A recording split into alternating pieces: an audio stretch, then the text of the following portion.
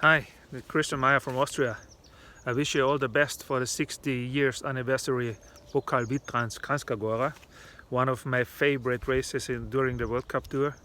I like this race very much because it was only 15 minutes from my hometown, and a lot of people come there as my friends to watch me racing. And the special moment for me was, of course, when I won the first time the race in Pokal Vitranc in Kranjska.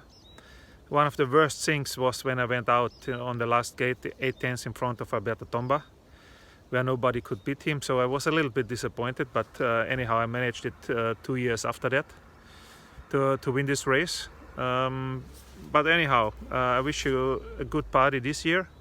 Sorry that we could not dare. It's not allowed for us, but I hope we could do it next year and make the party as double as nice as it should be this year. So I will be there for sure if it's possible. And I want to invite you to hashtag #VitranceCares to support the young racers and young athletes.